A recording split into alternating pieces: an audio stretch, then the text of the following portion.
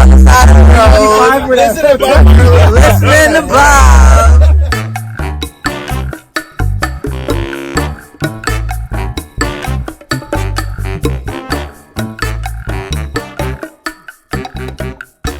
This is what we're walking into. We got to get 2 trucks broken down into one.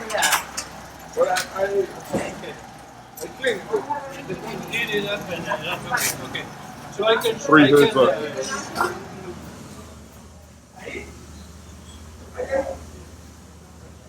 This is what it looks like when you start to put 2 to 3 trucks into one.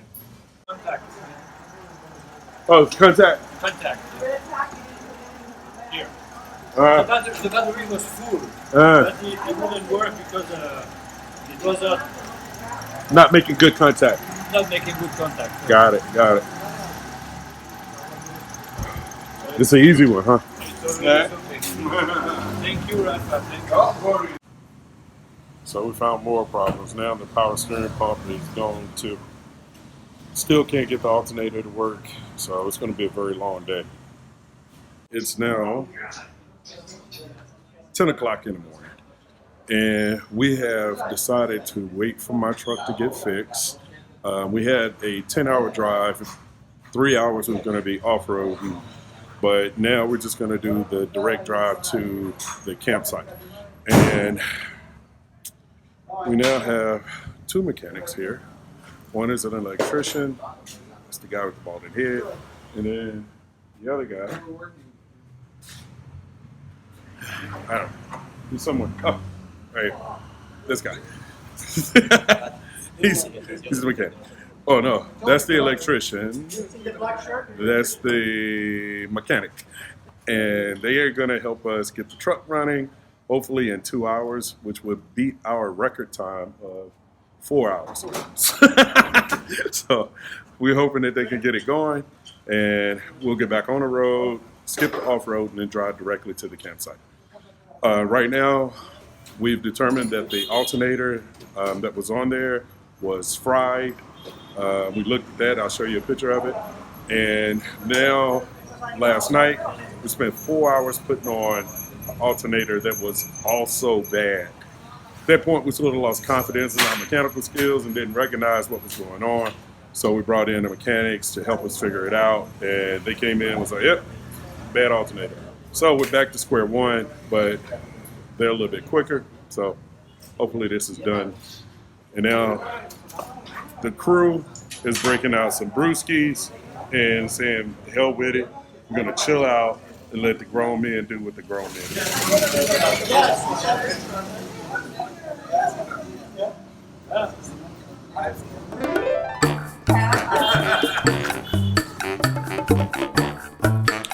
Wow, those mechanics worked really, really fast. They had the alternator taken off really quickly. They had to run with all 3 alternators, the one that we had put on the night before, the one that was broken, and then Frank had one more spare. They took those and essentially made one super alternator. While they were away, some of the team decided that they would go into town and see what Mumpox had to offer.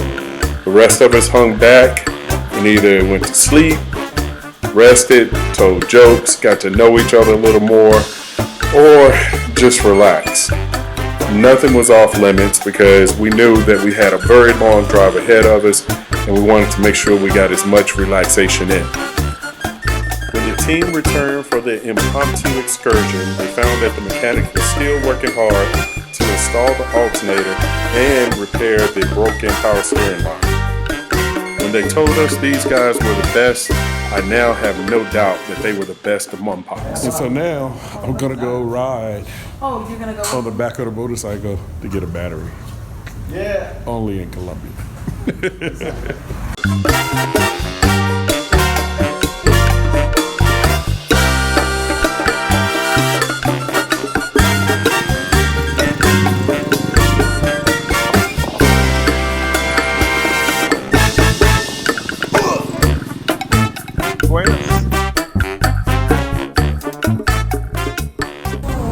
So we're about to head out for day 2.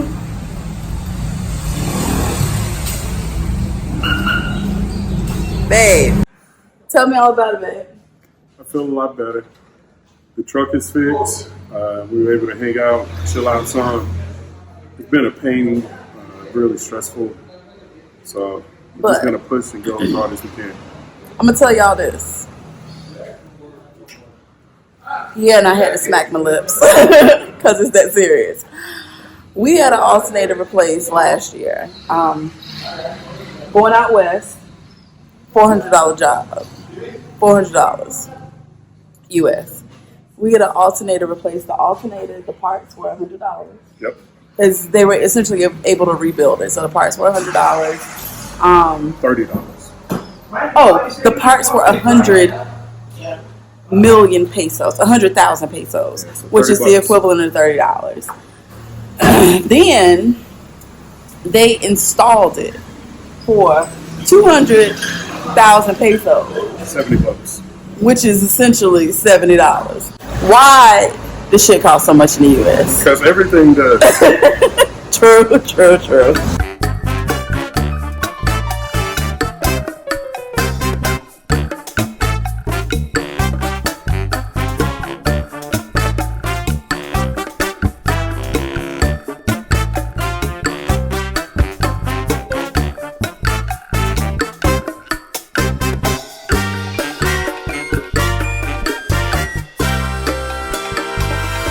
Dude, we could not catch a win. I feel really bad for Frank. I feel super bad for Frank because he's worked so hard to plan this trip. Yeah. And day 1 and 2 have been rough. It's been real bad. The fourth car number 4, Keith and Laura, they're in from Oregon, Washington State, Oregon area. They're driving a Prado and just ruptured a brake line. A hard line. Yeah. So not something that can be easily changed. Yeah. So and we're talking about doing it down here. We're gonna pull over on the side of the road. Well, we're already on the side of the road, but now we're gonna pull over down the hill to the side of the road. I'll get out and show you guys what that looks like. Yeah. But this is something else. Yeah, it's bleeding a lot of fluid, so we gotta fix it like right now. At this point, I think the team started its transition. We went on and broke out the tents and broke out some drinks and called in the mechanic that had just fixed our truck. We knew it was going to take them about 30, 40 minutes to get there, and who knew how long it was going to take for them to fix it. But we could control the moment. We could choose to be happy. We could choose to make the most of the moment and take advantage of what was given to us to expand upon the relationships that we want. It doesn't get much better. This is it. Like, if you're gonna be broke down, you can't have better circumstances. No. Good people, good drinks, Bobby, good view, we had better circumstances. good music. When we was at the hotel. But this is a more fun story. Yeah, this one's definitely gonna be a fun story. So, this is our roadside repair station.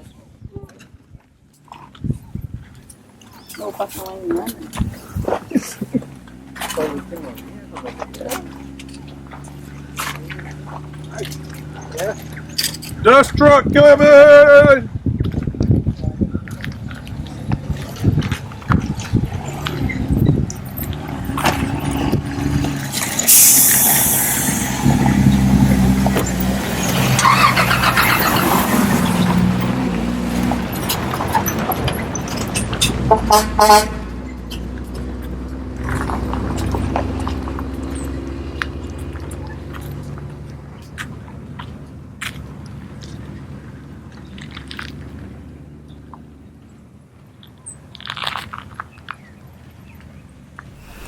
We're out here not far from Mompox, and when you know it, the Land Cruisers went down again. And we decided that we would interview a couple, Martine and Philippe, who are perchance on this trip with us randomly. And I was like, wow, if we were taking a really long road trip and we were taking everything in our truck, and we were going to do Morocco, go across the Sahara. What would that look like? Yeah. You know, and if we broke down on the side of the road like we are today, Yeah. and I had hours in a hot African sun, what would that be like? What would I do? So Yeah. I thought about you two in your trip to through Morocco, Yeah, I see what you mean. Yeah. and just wanted to ask if you guys would share some thoughts on what would you say is the bare minimum that you should take on a long road trip. Oh, where yes. Okay. Well, it's really easy to tell because when you're in the desert, like in the Sahara, there is no road, no hospital, no mechanic, no nothing, and so you might have to have somebody with you. And what we had at the time was we had a mechanic on the tour, and we had a medical doctor on the tour too, and satellite phones in case of we need an helicopter or something, because you're alone basically, and if you have nothing and you break down, you're dead. So if you plan really to do something in the desert like the Sahara, for instance, it's a long distance with nobody can help, where nobody can help you, you should be able to handle everything by yourself or somebody in the group. And this is the way we did that. So you have at least 3 support cars, one in the front with a radio, they have a radio, one in the back, and one in the middle. And so must be bigger than what we are doing today. I mean, more cars to share the cost, for instance. And so basically what we had a support car with all the gear for mechanic, and we were talking about the torch or things like that. They could do everything by themselves. But we did already together 3, and we were with other people who did it, but with no assistance. He's the doctor, but no assistance. So your role is the doctor? Yes. Okay. So In this kind of expedition. yeah. So And we did once with 2 cars in Algeria, and how many cars Well, next time? that And it was with a guy who already did it. yeah. So That did was you? it. Yeah. Do you take like a medical bag, a medical kit? Oh yes, Yeah. you need a lot of different things for small emergencies, and if you have a big issue, you have to evacuate. Yeah. So it was enough for us to reassure us. But Sort of like we're doing now. Yeah, Yes, this is the but way you are doing the that. car were more prepared. The car didn't have any things. No, we didn't We have didn't any break issue. anything? No, There wasn't Except anything to never, break. never. Never. Only the tires. Flat tires. Flat tires. Yeah. And that was it. But who all would you say is on your in the world team kind of experience expedition? Who all would you say that you must have? Just name them off. 5. No, 7. You have a doctor, you have a 7. mechanic. Yeah, And that's it. That's it. a doctor and a mechanic is already very. That's it. That's all you need. Oh no, you need water and gas. No, you mean about people or Yeah, about people. people? So yes. Mechanic and a doctor. Yeah, it's okay. So if you were putting together your own team, Yeah. you would have a doctor, a mechanic, Yes. like a navigator, Well, the navigator would be. You can be the navigator. If Yeah. You want. Yeah. but you have to have someone that's skilled at it, because everybody can't read a map. Yes, you have a map. You have GPS. You have that you have all these things now. So you- not a big No, need. no, it's easier with for I navigation. believe I would say. navigation is something you can do by yourself. You can be prepared. You can prepare your own Your route. Maps. what you want to do, where you want to go, and then you have to have spare days. Oh yeah. If, for just in instance, case. it's a 3-week trip Expedition. you might have maybe 3 days with no goals, just to Just in case. accommodate Just this in case. kind of thing, and to be sure that you're going to make what you were prepared to do. So you got to build in outage time. Yeah, extra time. Yeah. You're going to build in some extra time. Yes. Wow. To make sure that you're going to do everything you want. because you're going to have some issues with something, Sure. or a car or a person or something, or get lost sometime or something. And you have to have either to have someone with you who already did the trip, or to talk with someone who already did the trip. One thing very important is the reconnaissance. How would you say? Reconnaissance. Reconnaissance. Yeah. So there were. I asked the question to Frank when we met with him. Have you ever been in these places? And no, he didn't. And so it's not. And I said, "Are you going to lead? So you're going to lead the trip." So because it's very important to have a reconnaissance. So you have already all the GPS points and everything. So and nowadays we have some books that are written by people who did that many times. Yeah. And you have everything on the book. You might be able to use the book. It's not a map; it's a book.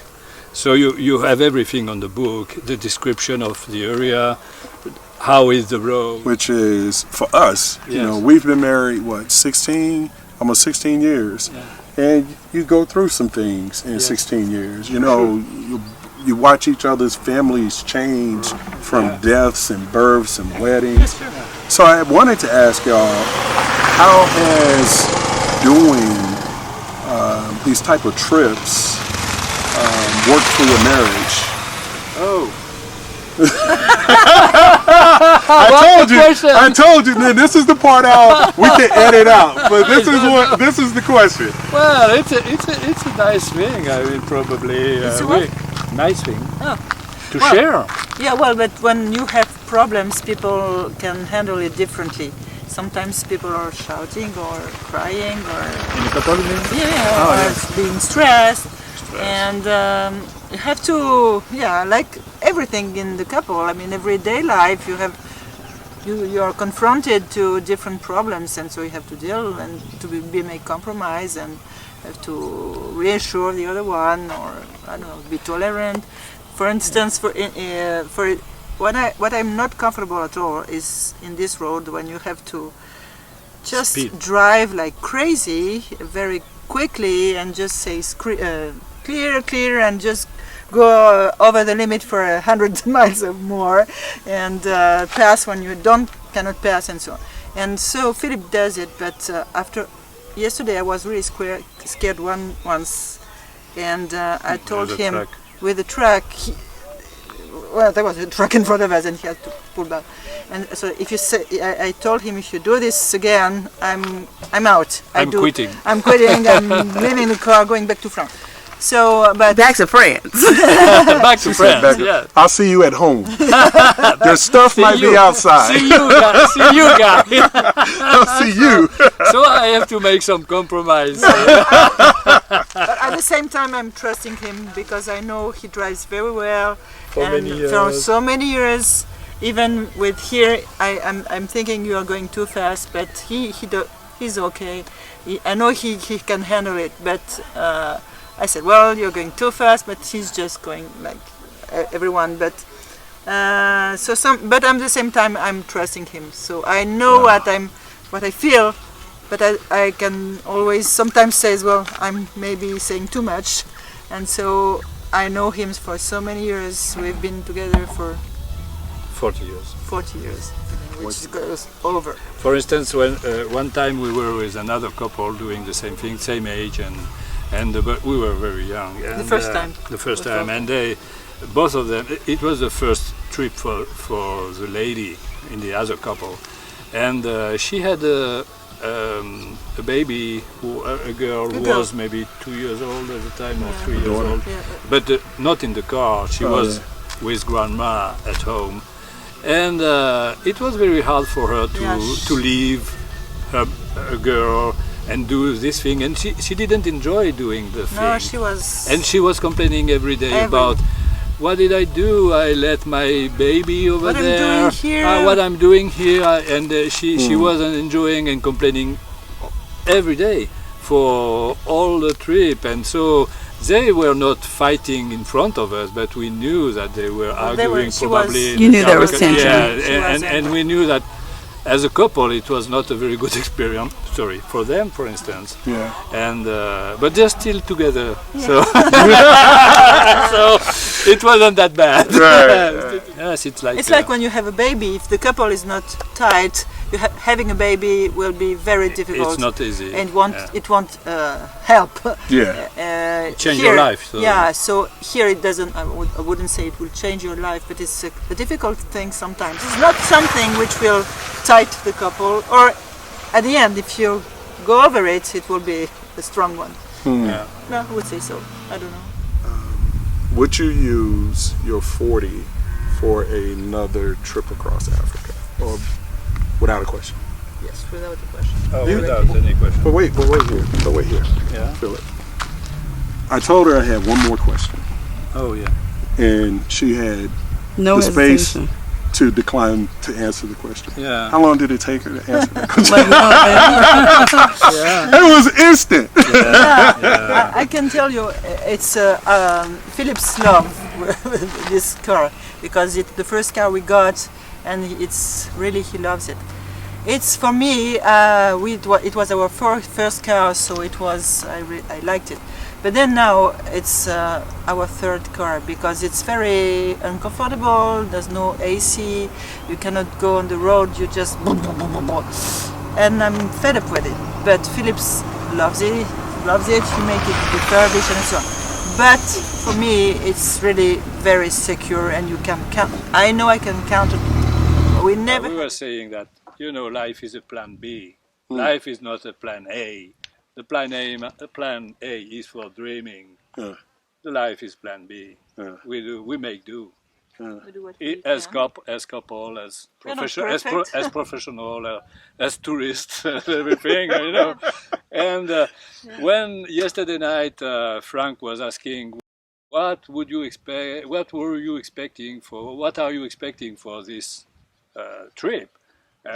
For me, the answer is I'm not expecting anything, because if I am expecting something, I'm going to be disappointed. So I'm just expecting just to go through it and see what we're going to do.